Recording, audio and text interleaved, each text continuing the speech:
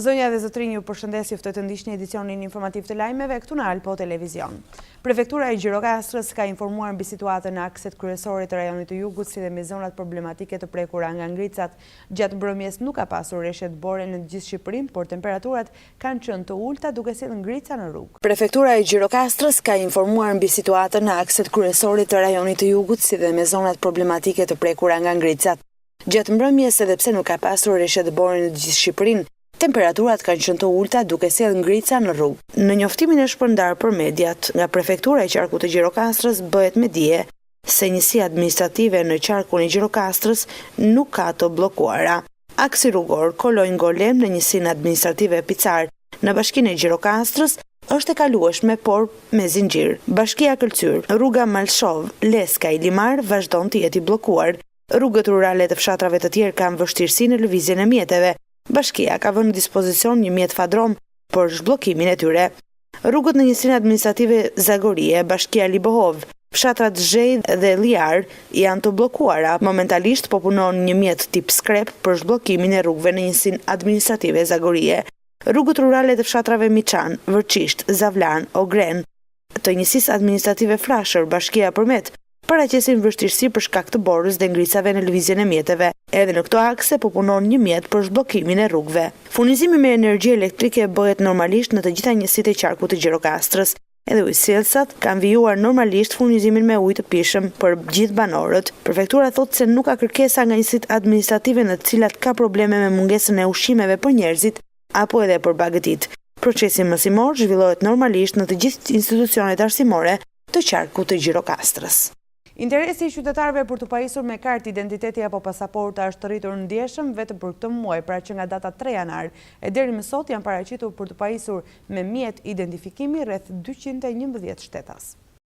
Për shkak të fluksit të qytetarëve që duan të rinovojnë kartën e identitetit, zyrat e aplikimit në Gjirokastër po punojnë edhe me orare të zgjatura. Përgjegjësia e disas Merseda Xarba tha për ALPO Televizion se në ditët në vijim, nëse fluksi do të jetë më i lartë, do të ketë një shtim të numrit të zyrave të aplikimit dhe se puna do të vijojë përtej orarit zyrtar. Vetëm për këtë muaj, pra që nga data 3 janare deri më sot, janë paraqitur për të pajisur me mjet identifikimi, pasaport ose kartë identiteti rreth 211 shtetas. Pa diskutim, interesi është maksimal, sepse duke u pajisur me mjetin identifikues kartën identitetit, ata mund të bëjnë çfarë lloj shërbimi brenda shtetit shqiptar. Ashtu dhe si dhe, nëse përfundon dhe skadon pasaporta biometrike e cila ka startuar në 2009, tashu ka përfunduar 10 vjeçari dhe gjithashtu dhe ajo do filloj të riaplikohet për pasaport, është nevojshëm për çdo shtet të huaj nëse kanë dëshirë të largohen nga Shqipëria apo nëse kanë dëshirë të udhtojnë drejt këtyre shteteve të tjera. Fluks ka patur, sepse diskutohet në momentin që përfundon kjo, interesi është që ata të pajisen me një mjet identifikimi, që është kartë identiteti apo qoftë pasaport. Në këtë mënyrë, fluksi ka duke u rritur në dita ditës, por që është e përballueshme për institucionin tonë, pasi jo vetëm që kemi 2 sportele në dispozicionet tyre, por që po mendojmë të rrisim edhe me një sportel tjetër, në mënyrë që sado që të rritet fluksi, të jetë i përballueshëm dhe qytetarët mos qëndrojnë në pritje. Të gjitha ata shtetas që janë të interesuar për të pajisur me karta identiteti apo pasaporta biometrike mund të paraqiten pranë zyrave të Adisa. Shuma që do të paguani për të pajisur me kartë identiteti është 1.500 lekë të reja, ndërsa për pasaport 7.500 lekë të reja dhe për pasaport të përshpejtuar 18.000 lekë të reja. Autoriteti rrugor shqiptar ka shpallur kompaninë fituese që do të merret me hartimin e projektit për lotin 2, që përfshin pjesën nga fshati Shijan deri në hyrje të qytetit të Delvinës, si dhe rishikimin e projektit për lotin 7, ku parashikohet të ndërtohet një tunel. Aksi rrugor Kardiq-Delvin ka një gjatësi 33 km dhe përshkron rrethin e Gjirokastrës, Delvinës dhe të Sarandës.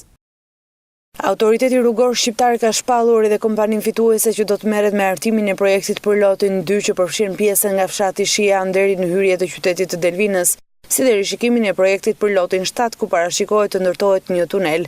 Fondi limit i vënë në dispozicion është 20.2 milion lekë, ndërkohë që oferta fituese është 19.83 milion lekë. Sipas dokumenteve të tenderit për të bërë këtë aks rrugor sa më të aksesueshëm dhe eficient, është i domosdoshëm projektimi i 2 segmenteve të reja rrugore, përkatësisht ai Shijan Ura e Gajdarit me gjatësi rreth 5.7 km dhe Shian hyrje qyteti Delvin, me gjatësi 6.8 km, që përfshin pikërisht lotin 2. Sa i takon tunelit, ARSH argumenton se ai do të ketë një gjatësi prej 1 km, por projekti është startuar në vitin 2008 dhe gjatë gjithë kësaj periudhe 10 vjeçare mund të kenë ndodhur ndryshime si në kushtet e zbatimit të punimeve, ashtu dhe për hapjen e tunelit dhe për këtë arsye ka lindur si nevojë rishikimi i projektit. Aksi rrugor Kardhiq-Delvin ka një gjatësi 33 km dhe përshkron rrethin e Gjirokastrës, Delvinës dhe Sarandës. Punimet për ndërtimin e tij nisën në vitin 2009, por deri më tani janë përfunduar rreth 16 km rrugë dhe 14.5 km të tjerë janë në fazën e zbatimit të punimeve. Me financim prej 6.56 miliard lekë të buxhetit të shtetit, ndërtimi i disa lodhe të pjesës së mbetur ka nisur në datën 30 shtator, ndërkohë që punimet pritet të përfundojnë para vitit 2021. Ecimet të tjera informacione, temperaturat e ulta kanë shtuar numrin e fëmijëve të prekur nga virozat gripale në Gjirokastër. Fluksi i fëmijëve të prekur nga virozat pritet të jetë gjithnjë në rritje, ndërsa bluzat e bardha rekomandojnë në prindërit që të bëjnë kujdes me të vegjëllit e tyre. Temperaturat e ulta kanë shtuar numrin e fëmijëve të prekur nga virozat gripale në Gjirokastër. Në urgjencën pediatrike të spitalit paraqiten çdo ditë rreth 40 fëmijë në 24 orë, të cilët kërkojnë ndihmë mjekësore.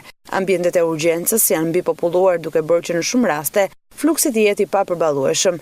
Mjeku pediatër Dilo thotë se situata është nën kontroll, ndërsa jep edhe këshillat përkatëse. Tani gjatë muajit të fundit, domethënë, sidomos këto 15 ditët e fundit, ka patur një shtim të numrit të vizitave, të shtrimeve, si asnjëherë tjetër gjatë këtyre 3-4 viteve të fundit.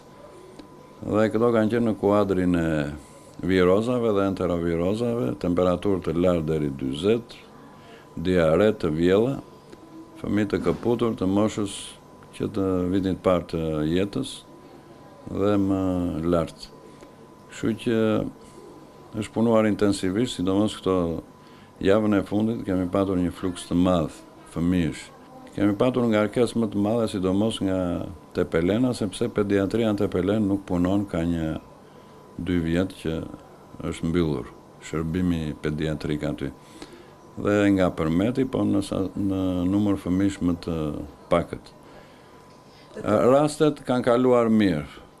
Komplikacione kështu nuk kanë bërë komplikacione të rënda. Jo, me numrin e infermierëve jemi mirë. Nga barnat jemi shumë mirë, ato të domosdoshmet, mund të mungojnë në një diçka e vogël, por domethënë nuk kemi pasur mungesa të ilaçeve të domosdoshme.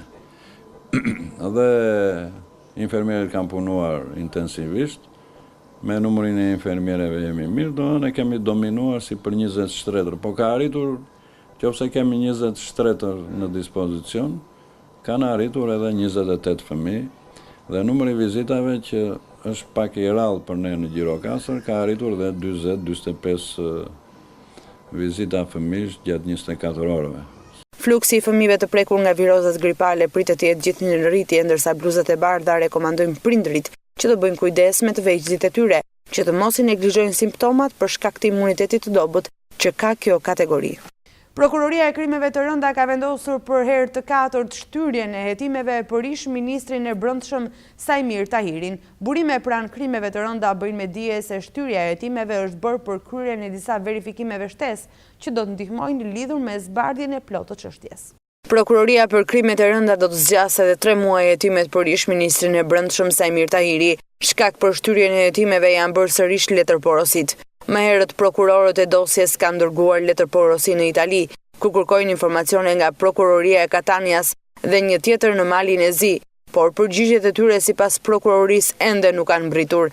Afati përfundon ditën e nesërme, por prokurorët e çështjes në mbledhjen e zhvilluar kanë vendosur të shtyjnë sërish afatin me 3 muaj deri në prill të këtij viti. Hetimet ndaj ish ministrit nisën në tetor të vitit të kaluar, ndërsa prokuroria e krimeve të rënda ka zgjatur disa herë afatet e hetimit, pasi nuk ka mundur të sigurojë të gjitha provat që implikojnë Tahirin në trafikun e drogës me habilajt. Ndërkohë, një javë më parë, grupi i prokurorëve vendosi ndarjen e dosjes dhe dërgimin në gjyq për 9 të pandehur, mes të cilëve edhe habilajt për 4 akuza. Aktualisht kanë mbetur në hetim 3 ish drejtues të policisë dhe ish ministri i brendshëm, të cilët akuzohen se ka qenë pjesë dhe kanë ndihmuar në trafikun ndërkombëtar të lëndës narkotike. Në 12 maj, gjykata e shkallës së parë për krimet e rënda caktoi masën e sigurisë arrest shtëpie për Tahirin, vendimi i cili u prish nga gjykata e apelit 2 javë më vonë. Aktualisht Sajmir Tahiri po hetohet në gjendje të lirë. Ish-ministri i Brendshëm akuzohet se ka bashkëpunuar me grupin e Habilajve për trafikim të lëndëve narkotike dhe shpërdorim detyre.